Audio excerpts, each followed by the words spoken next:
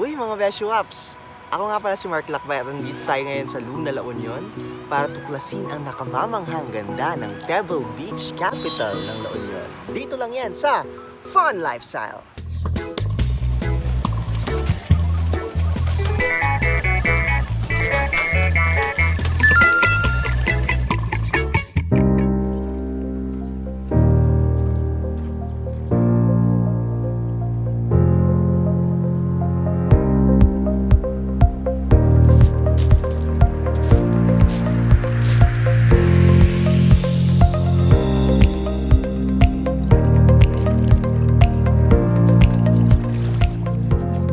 Nandito tayo ngayon sa Pebble Beach ng Luna, La Union. Napakaaliwalas at napakapayapa ng tubig. Yan. Ang linaw oh. Kitang-kita mo yung paa mo sa ilalim pag nilalakad ka. Grabe, ang ganda. Actually, ang Luna daw ang pinakamalinis na beach dito sa La Union. Mabato. Hindi masyadong pinagliliguan ng mga turista at mga tao. Ayan, ang ganda. Daming bato. Nakakamangha. Na La Union. Puro bato beach. Pebble Beach ng Luna.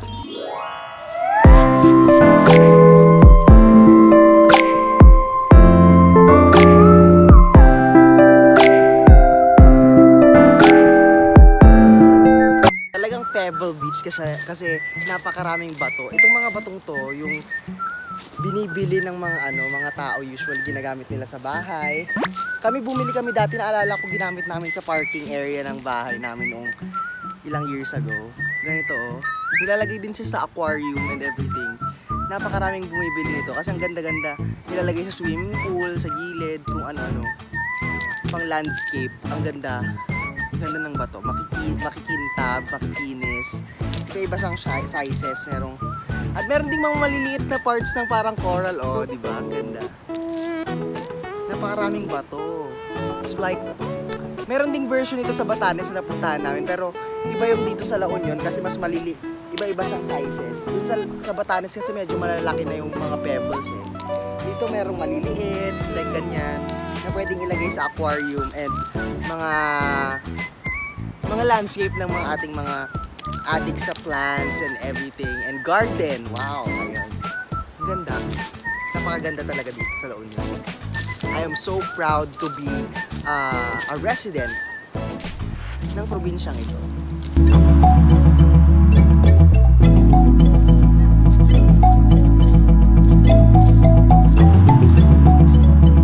Gusto nyo namang mag-celebrate kasama yung family and friends. Meron silang mga maliliit na cottages na pwede nyong upahan at pag-set-upan ng okasyon, birthday man yan, ganyan, or mga parties. Pagtapos na yung pandemic na to, parang gandang balikan kasama yung mga mahal nyo sa buhay.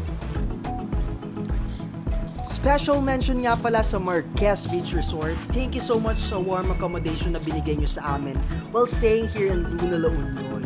I will definitely come back in this place.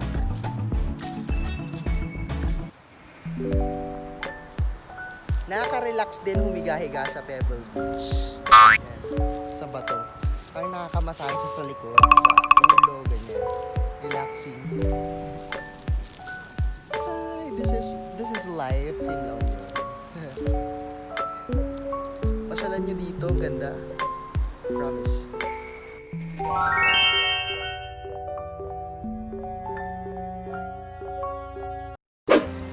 At ready na akong mag-swimming. Ayan, dito sa Luna, La Union. Kaso lang mabato, parang hindi gagana yung salbabida natin kasi mababaw lang yung tubig. Ando dun pa siya, oh, yung malalim na part. So, accessory na lang tong salbabida.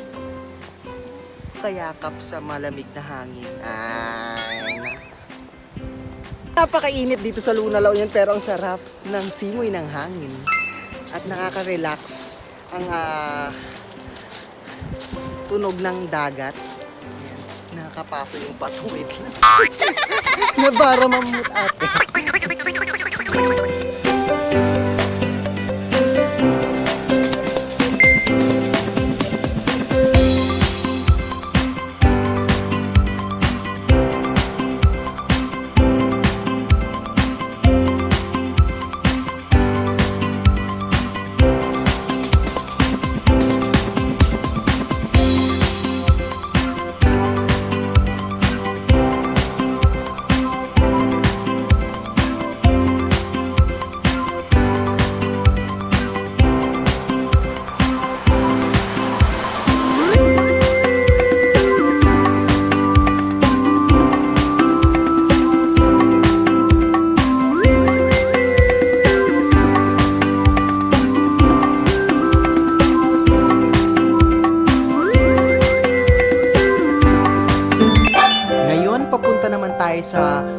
simbahan proper ng Luna at Our Lady of Namakpakan Church.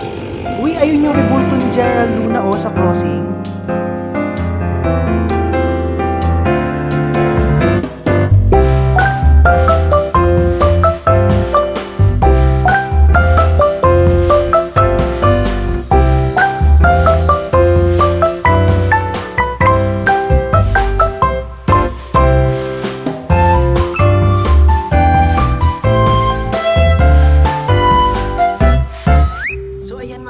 Nandito tayo ngayon sa Our Lady of Namakpakan Church sa Luna, La Union. Ito yung sikat na simbahan dahil sa nagmimilagrosong birhen. Ito yung isa sa pinakamataas siya yung pinakamataas na simbahan dito sa La Union at natatanging simbahan na nakaharap sa silangan. Ayan. So pasukin natin ang loob nito. Tara!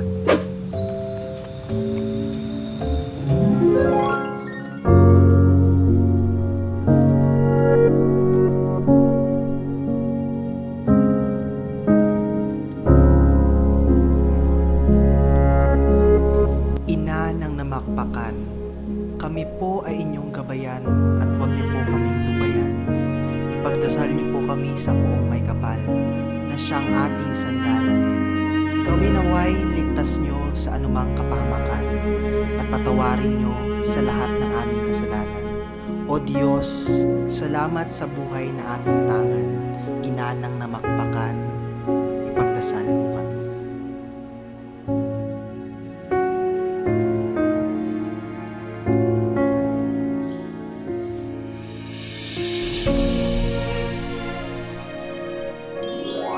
Sa isang dako ng simbahan, meron silang pinatayong museo kung saan nilalagay nila yung mga lumang kasuotan at mga damit, korona, at kung ano-ano pa, mga pabango ng Our Lady of Namakpakan.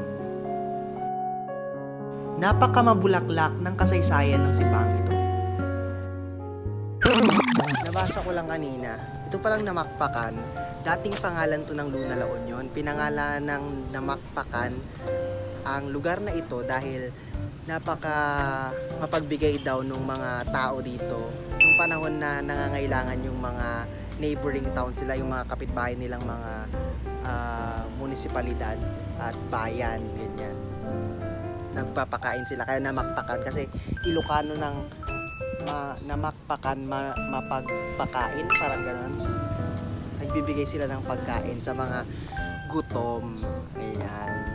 At dumating tong rebulto ng Our Lady of Namakpakan na hindi sinasadya kasi merong papunta dapat daw siya sa Ilocos Sur, binabiyahe siya, pero dahil bumabagyo, dumaong yung barko na naghahatid dun sa rebulto, kaya tumambay muna dito yung rebulto na yan. Tapos dahil hindi na nila maibiyahe pa, bumibigat daw siya, ganyan, hindi na nila maibiyahe, dito na siya na nagstay sa simbahan na to. At yan na, nagkaroon na ng mga milagro, ganyan, meron daw yung unang-unang milagro niya na napatayo yung hindi makalakad, tapos bigla siyang nagliwanag sa at nung panahon ng mga giyera, ganyan, inasahan siya ng mga tao at nakakain silang lahat, Namakpakan. Ayan. Maraming na save dahil sa paniniwala daw nila sa Namakpakan. Later on, naging Luna na lang kasi gustong bigyang pugay yung mga bayani natin na sila Luna, na taga dito din sa La Union. Nasubukan niyo na rin ba kumain itong sinanglaw? Sarap po. Shrimp! Bisitahin naman natin yung Baluarte. Ayan. Saan na ba yan? Ayan na ba? Ayun! Ang ganda! Wow!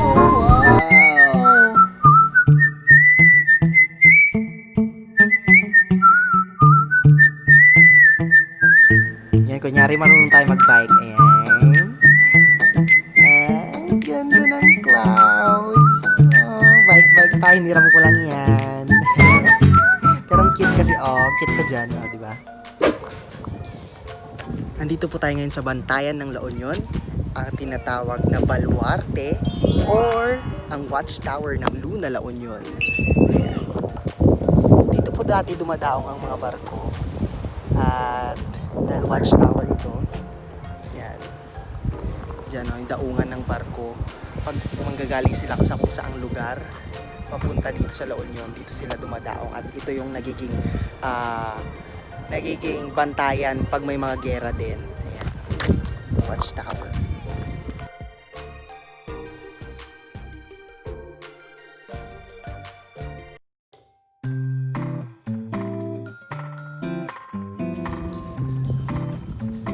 Naglalagay din sila ng mga love locks dito sa mismong baluarte.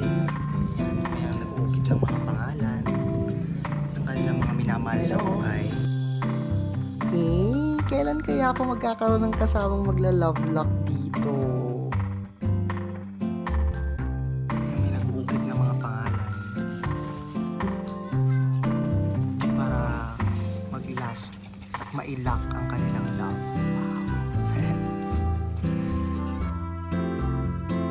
Hashtag looking for jowa na kasama magla-love lock dito.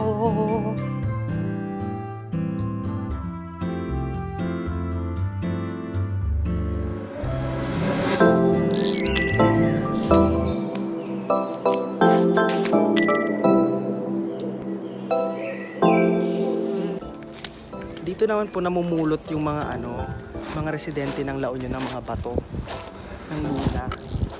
Kasi magaganda nga yung pebbles, di ba? Ginagawa nilang negosyo yung bato. Pinupulot nila, ilalagay sa sako at binibenta. Pipili ng bato. Pipili kami po ng bato. Ay.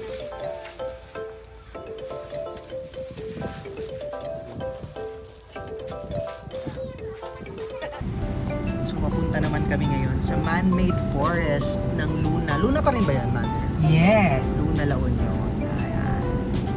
Medyo madilim na kaya nakapul namin yung yung tamang saktong saktong ay, ang ganda! Oh, di ba? Dito na ba 'yun? Maba sa kabila pa. Ang ganda na diyan.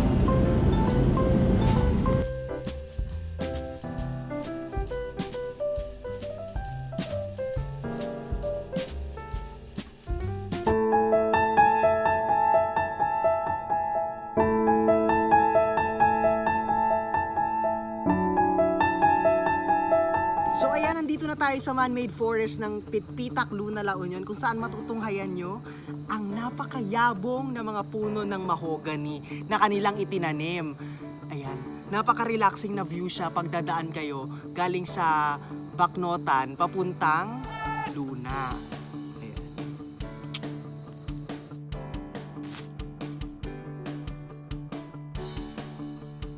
Magandang project itong ginawa nila ng years ago na pinangalagaan ng ating environment sa pagtatanim ng napakaraming puno, di ba?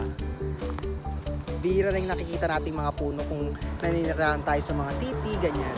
At very relaxing at yung tunog ng mga ibon, maririnig nyo pa dito. At syempre mga sasakyan na dumadaan. Kaya sa mga pupunta dito, ingat-ingat sa pagpipicture. Yan, magpipictorial na kami in a few yan.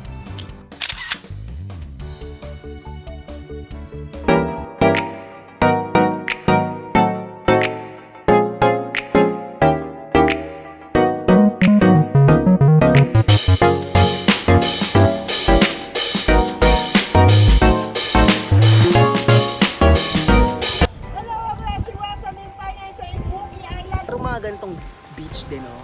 Ito yung mga mabato. It's like coral, para siyang coral reef. Hindi ko alam kung anong tawag dito, pero napakaganda din niya. Pero ingat lang kasi medyo matalim yung mga ibang bato. Kaya sakto lang din na nagsapatos tayo ngayong araw na to.